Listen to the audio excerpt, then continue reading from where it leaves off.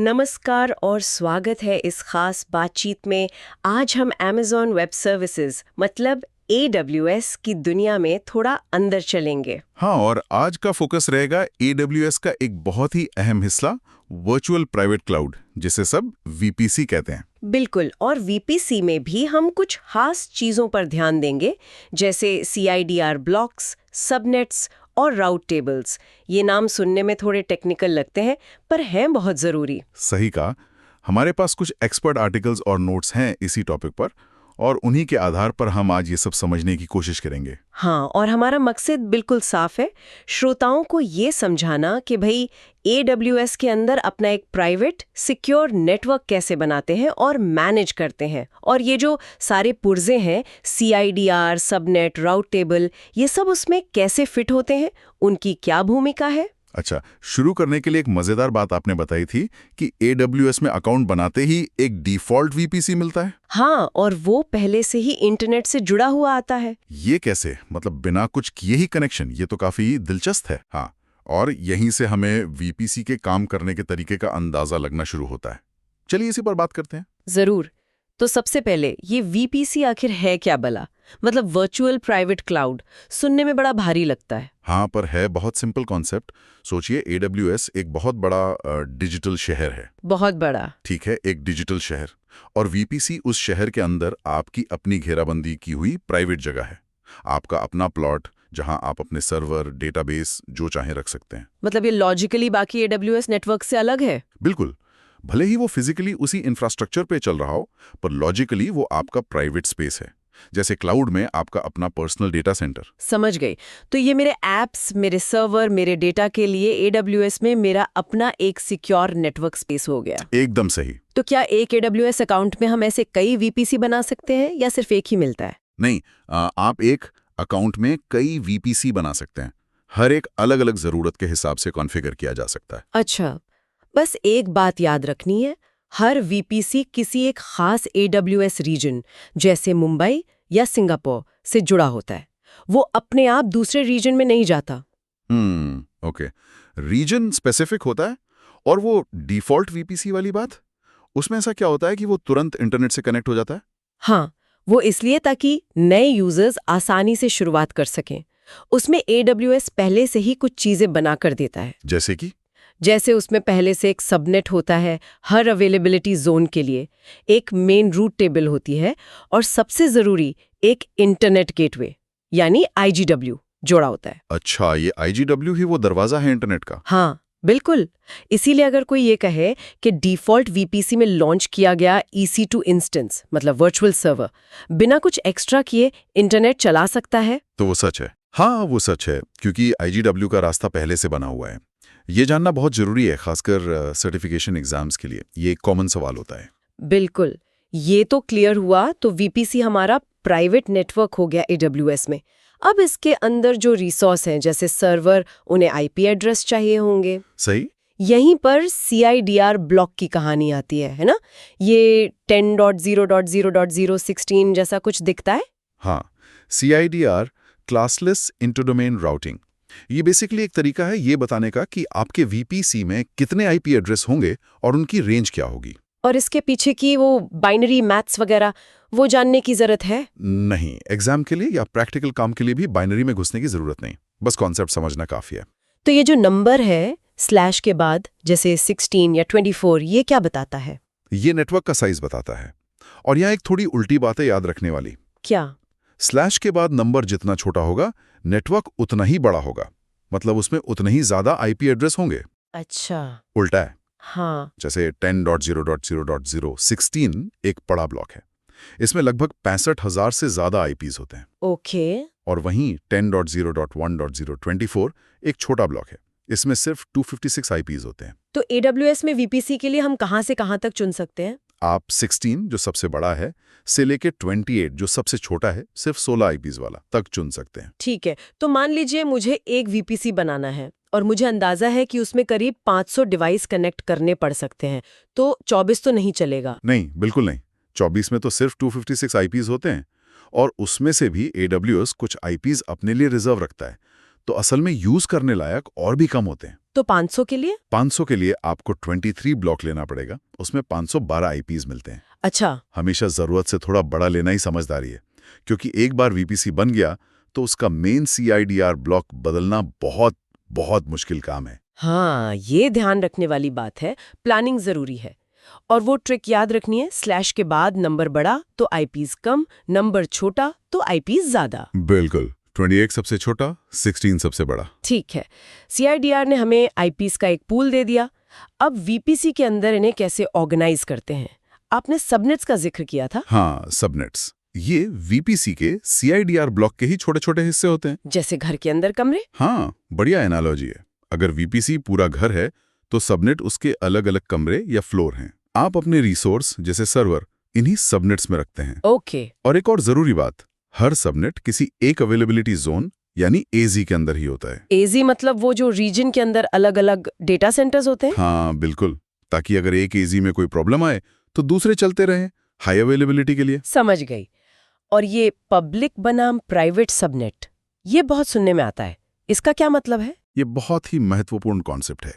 ये बेसिकली इस बात पर निर्भर करता है कि उस सबनेट से इंटरनेट तक का सीधा रास्ता है या नहीं। और ये रास्ता कौन तय करता है? ये तय होता है रूट टेबल से। हम उस पर आएंगे अभी, पर अभी के लिए पब्लिक सबनेट वो है जिसके रूट टेबल में इंटरनेट गेटवे आईजीडब्ल्यू तक का एक सीधा रूट डिफाइंड होता है। अच्छा, मतलब दरवाजा खुला है इंटरनेट के लिए। हाँ, तो इस सबनेट में रखे रिसोर्स जैसे वेब सर्वर पब्लिक आईपी ले सकते हैं और सीधे इंटरनेट से बात कर सकते हैं। मतलब बाहर से रिक्वेस्ट ले भी सकते हैं और बाहर जा भी सकते हैं। तो वेबसाइट होस्ट करनी हो तो वेब सर्वर शायद पब्लिक सबनेट में ही डालेंगे। हाँ, आमतौर पर हाँ, क्योंकि उसे दुनिया भर से ट्रैफिक रिसीव करना है। ठीक है, और प्राइवेट सबनेट? प्राइवेट सबनेट वो है जिसके रूट टेबल में आईजीडब्ल्यू का कोई सीधा रूट नहीं होता। मतलब इंटरनेट का दरवाजा बंद। हाँ, सीधे इंटरनेट से आने वाले ट्रैफिक के लिए बंद। इसका मतलब इसमें रखे रिसोर्स जैसे डेटाबेस या बैकएंड सर्वर इंटरनेट से सीधे एक्सेस नहीं किया जा सकते। ये तो सिक्योरिटी के लिए बहुत अच्छा हुआ। बिल्कुल, आप नहीं चाहेंगे कि आपका सेंसिटिव डेटाबेस सीधे इंटरनेट पर एक्सपोज्ड हो, है ना? कभी नहीं। तो अगर मेरे पास RDS डेटाबेस है, AWS की मैनेज डेटाबेस सर्विस, तो उसे कहाँ रखना चाहिए? बिना किसी शक के प्राइवेट सबनेट में। ये इंडस्ट्री की बेस्ट प्रैक्टिस है। डेटाबेस को हमेशा प्राइवेट सबनेट में ही रखना चाहिए। और उस तक पहुंचेगा कौन फिर? उस तक सिर्फ आपके वीपीसी के अंदर के दूसरे रिसोर्स ही पहुंचने चाहिए, जैसे आपके एप्लीकेशन सर्वर। वो एप्लीकेशन सर्वर चाहे पब्लिक में हो या प्राइवेट में हो, वो डिजाइन पर निर्भर करेगा। ये एक तरह की मल्टी लेयर सिक्योरिटी है जिसे डिफेंस इन डेप्थ कहते हैं। डिफेंस इन डेप्थ, अच्छा टर्म है, मतलब सुरक्षा की कई परतें। चलिए अब उस चीज पर आते हैं जो ये पब्लिक और प्राइवेट का फर्क तय करती है, राउट टेबल्स। ये क्या है और कैसे काम करती हैं? रूट टेबल्स असल में नेटवर्क ट्रैफिक के लिए गाइड बुक या डायरेक्शन बोर्ड की तरह हैं। ओके। हर रूट टेबल में कुछ नियम होते हैं जिन्हें रूट्स कहते हैं। ये नियम बताते हैं कि अगर ट्रैफिक किसी खास डेस्टिनेशन आईपी रेंज के लिए जा रहा है तो उसे किस गेटवे या किस रास्ते पर भेजना है। जैसे ट्रैफिक पुलिस बताती है कि किधर जाना है। हाँ, कुछ वैसा ही। तो क्या हर सबनेट की अपनी अलग रूट टेबल होती है? आप चाहें तो हर सबनेट के लिए एक कस्टम रूट टेबल बना सकते हैं या फिर आप वीपीसी की एक मेन रूट टेबल इस्तेमाल कर सकते हैं जो डिफॉल्ट होती है। अच्छा, एक डिफॉल्ट रूट टेबल भी होती है? हाँ, जब आप वीपीसी बनाते हैं एक मेन रूट टेबल अपने आप बन जाती है। शुरू में उसमें बस एक ही रूट होता है। वो रूट ये कहता है कि वीपीसी के अंदर के सारे आईपीज, मतलब वीपीसी का सीआईडीआर ब्लॉक, लोकल हैं। लोकल मतलब वीपीसी के अंदर के सबनेट्स आपस में सीधे बात कर सकते हैं। ठीक है। और अगर हमें किसी सबनेट को पब्लिक बनाना है, जैसा हमने पहले बात की, तो उसकी रूट टेबल में क्या करना होगा? बहुत सिंपल, आप उस सबनेट से जुड़ी रूट टेबल खोलेंगे और उसमें एक नया रूट डालेंगे। क्या रूट? डेस्टिनेशन होगा 0.0.0.0। इसका मतलब होता है कोई भी आईपी एड्रेस जो वीपीसी के अंदर का नहीं है, मतलब इंटरनेट। और उसका टारगेट, मतलब ट्रैफिक जाएगा कहाँ? उसका टारगेट आप सेट करेंगे अपने इंटरनेट गेटवे आईजीडब्ल्यू पर। बस अब उस सबनेट से निकलने वाला सारा इंटरनेट बाउंड ट्रैफिक आईजीडब्ल्यू के पास जाएगा और आईजीडब्ल्यू उसे आगे इंटरनेट पर भेज देगा। ये तो आसान था। लेकिन प्राइवेट सबनेट का क्या?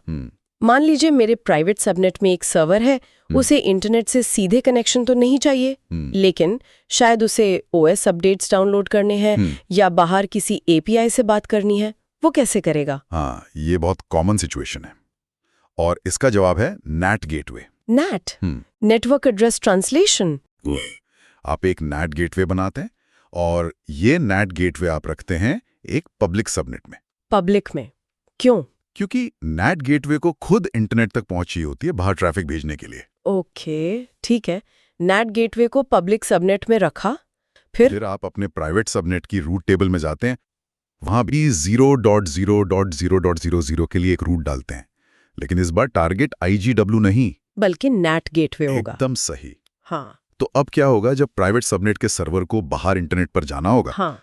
तो उसका ट्रैफिक पहले NAT गेटवे के पास जाएगा जो पब्लिक सबनेट में है। हाँ। NAT गेटवे उस ट्रैफिक को अपने पब्लिक IP से बाहर IGW के जरिए इंटरनेट पर भेजेगा और जब जवाब आएगा, जवाब वापस NAT गेटवे पर आएगा और NAT गेटवे उसे अंदर प्राइवेट सबनेट में सही सर्वर तक पहुंचा देगा। वाह, तो मतलब सर्वर बाहर तो जा सकता है पर बाहर से कोई सीधे उस तक नहीं आ सकता। परफेक्ट, यही इसका मकसद है। आउटबाउंड कनेक्टिविटी है पर इनबाउंड नहीं, सिक्योरिटी बनी रहती है। ये NAT गेटवे वाला कॉन्सेप्ट तो बहुत काम का है। अब एक प्रैक्टिकल प्रॉब्लम पर आते हैं।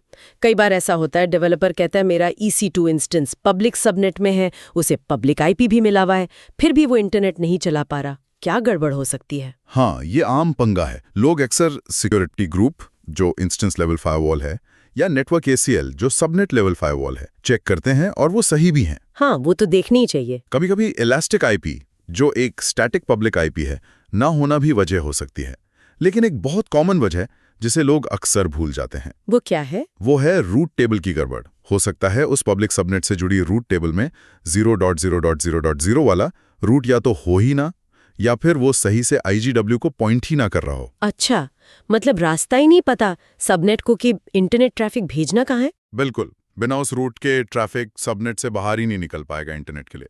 तो ये चेक करना बहुत जरूरी है। अक्सर यही प्रॉब्लम होती है। ये सारी बातें थोड़ी टेक्निकल तो है, क्या कोई आसान रोजमर्रा की मिसाल है जिससे ये सब एक साथ कैसे काम करता है ये समझा जा सके? हाँ, एक एनालॉजी है जो मुझे काफी पसंद है, होटल के बिल्डिंग वाली। होटल, अच्छा बताइए। देखिए ऐसे सोचिए VPC हो गई आपकी पूरी होटल की बिल्डिंग, आपकी प्राइवेट प्रॉपर्टी। ठीक है, VPC इक्वल्स होटल। सबनेट्स हो गए उस होटल के अलग अलग फ्लोर या wing. Subnet equals floor, okay. हर फ्लोर पर जो EC2 इंस्टेंस या डेटाबेसेस हैं वो हो गए कमरे। इंस्टेंस इक्वल्स कमरे, समझ आ रहा है। CIDR ब्लॉक ये तय करता है कि पूरे होटल में मैक्सिमम कितने कमरे IP एड्रेस बन सकते हैं। CIDR इक्वल्स कमरों की कुल संख्या, ठीक है। और सबसे जरूरी राउट टेबल्स, ये हैं होटल के नियम या फ्लोर का मैनेजर। वो क्या तय करते हैं? वो तय करते हैं कि क्या इस फ्लोर का दरवाजा सीधे बाहर सड़क पर खुलता है? अगर हाँ, तो ये पब्लिक सबनेट जैसा हो गया। ओके। या फिर क्या इस फ्लोर तक पहुंचने के लिए सिर्फ होटल की लॉबी VPC का इंटरनल नेटवर्क से ही आना जाना पड़ेगा? अगर हाँ, तो ये प्राइवेट सबनेट जैसा हो गया। और NAT गेटवे? और अगर किसी प्राइवेट कमरे वाले को बाहर कुछ भेजना है, तो क्या उसे फ्रंट डेस्क यानी NAT गेटवे जो पब्लिक एरिया में है के जरिए भेजना होगा? अरे वाह, ये होटल वाली एनालॉजी तो कमाल की है। इससे तो पूरा पिक्चर क्लियर हो गया कि ये सब टुकड़े कैसे जुड़ते हैं। VPC इमारत, सबनेट्स फ्लोर, इंस्टेंस कमरे, CIDR टोटल कमरे और रूट टेबल नियम। बहुत खूब। हाँ, इससे ये विजुअलाइज करना आसान हो जाता है कि एड्रेसिंग, सेगमेंटेशन और ट्रैफिक का फ्लो कैसे एक साथ काम करते हैं। तो अगर इस पूरी बातचीत का सार निकालना हो, कुछ की टेकअवेज, तो वो क्या होंगे? जल्दी से याद रखने के लिए जरूर, कुछ मेन पॉइंट्स है। VPC, AWS में आपका अपना प्राइवेट नेटवर्क, सिक्योर और आइसोलेटेड। CIDR, IPs की रेंज, स्लैश नंबर याद रखें, छोटा नंबर ज्यादा IPs। राइट। सबनेट, VPC का हिस्सा एक AZ में पब्लिक या प्राइवेट हो सकता है। पब्लिक सबनेट, रूट टेबल में IGW का रूट है, इंटरनेट से सीधा connection. Private subnet, route table में IGW का सीधा रूट नहीं, इंटरनेट से सुरक्षित। राउट टेबल, ट्रैफिक का गाइड बताता है ट्रैफिक कहाँ जाएगा। IGW, इंटरनेट गेटवे, VPC को इंटरनेट से जोड़ने वाला main gate. NAT gateway, private subnet से सिर्फ बाहर जाने का सुरक्षित रास्ता, आउटबाउंड ओनली। एकदम क्लियर। अब खास तौर पर उन लोगों के लिए जो AWS सीख रहे हैं या सर्टिफिकेशन की तैयारी कर रहे हैं, कौन सी बातें एकदम पक्की कर लेनी चाहिए, कौन सी गलतियां नहीं करनी चाहिए? देखिए, कुछ चीजें बिल्कुल ध्यान में रखनी है। देखिए, कुछ चीजें बिल्कुल ध्यान में रखनी है। वीपीसी AWS का फंडामेंटल है, इसे समझना बहुत जरूरी है। CIDR चुनते वक्त सोच समझकर फैसला लें, भविष्य का भी सोचें, रेंज याद रखें 16 से 28 तक। CIDR चुनते वक्त सोच समझकर फैसला लें, भविष्य का भी सोचें, रेंज याद रखें। पब्लिक वर्सेस प्राइवेट का फर्क रूट टेबल में IGW रूट पर टिका है, इसे समझना क्रिटिकल है। CIDR चुनते वक्त सोच समझकर फैसला ले, भविष्य का भी सोचें, रेंज याद रखें। अगर कोई इंस्टेंस इंटरनेट नहीं चला पा रहा तो सिक्योरिटी ग्रुप NSCL के अलावा रूट टेबल और IGW नेट गेटवे जरूर चेक करें। एग्जाम में अक्सर यही जवाब होता है। CIDR चुनते वक्त सोच समझकर फैसला ले, भविष्य का भी सोचें, रेंज याद रखें। डेटाबेस जैसी सेंसिटिव चीजें हमेशा private subnet, no exception. CIDR चुनते वक्त सोच समझकर फैसला लें, भविष्य का भी सोचें, रेंज याद रखें। समझें कि कब IGW चाहिए, दोनों तरफ का ट्रैफिक, और कब नेट गेटवे, सिर्फ बाहर जाने वाला ट्रैफिक। ठीक है, मुझे लगता है हमने VPC के इन बेसिक लेकिन बहुत ही जरूरी बिल्डिंग ब्लॉक्स CIDR, सबनेट्स और राउट टेबल्स पर काफी अच्छी तरह से बात कर ली है। और ये समझना कि ये सब मिलकर कैसे काम करते हैं AWS पर कुछ भी बनाने के लिए सच में फंडामेंटल है। बिल्कुल, ये सिर्फ थ्योरी या एग्जाम के नहीं है, ये असल दुनिया में मजबूत और सिक्योर क्लाउड सिस्टम बनाने की नींव है। अच्छा, आज की बातचीत खत्म करने से पहले एक सवाल या एक सोचने वाली बात छोड़ना चाहती हूँ श्रोताओं के लिए। हाँ, जरूर। हमने बात की कि प्राइवेट सबनेट को हम इंटरनेट से आने वाले कनेक्शन से बचाते हैं, सिक्योरिटी के लिए बढ़िया है। हाँ, लेकिन फिर भी प्राइवेट सबनेट में रखे सर्वर को अक्सर बाहर की दुनिया से कनेक्ट होने की जरूरत क्यों पड़ती है, जैसे OS अपडेट्स के लिए या दूसरी AWS सर्विस जैसे S3 या DynamoDB से बात करने के लिए? हाँ, ये एक बहुत वैलिड पॉइंट है और यहीं पर वो इंटरनेट गेटवे और नेट गेटवे का फर्क और भी साफ हो जाता है ना? वही मैं सोच रही थी, क्यों AWS ने ये दो अलग-अलग गेटवे बनाए? एक ही से काम नहीं चल सकता था? सही सवाल है। एक IGW आपको दो तरफा रास्ता देता है, आओ भी जाओ भी, जबकि दूसरा NAT गेटवे सिर्फ बाहर जाने का रास्ता देता है, अंदर आने का नहीं। स्टेटफुल होने की वजह से वो रिप्लाई ट्रैफिक को अलाउ करता है पर नया इनकमिंग कनेक्शन ब्लॉक करता है। तो ये अलग-अलग भूमिकाएं अलग-अलग जरूरतें पूरी करती हैं। बिल्कुल, ये दिखाता है कि क्लाउड नेटवर्किंग में सिक्योरिटी, फंक्शनैलिटी और फ्लेक्सिबिलिटी के बीच कितना बैलेंस बनाना पड़ता है। ये सोचना कि कब कौन सा गेटवे क्यों इस्तेमाल करना है, ये अपने आप में एक दिलचस्प आर्किटेक्चरल डिसीजन है। वाकई, इस पर सोचा जा सकता है। खैर, इसी विचार के साथ आज की इस बातचीत में शामिल होने के लिए आपका बहुत बहुत धन्यवाद। मुझे भी मजा आया। और उम्मीद है हमारे श्रोताओं को AWS VPC की इन बेसिक बातों को समझने में मदद मिली होगी। धन्यवाद।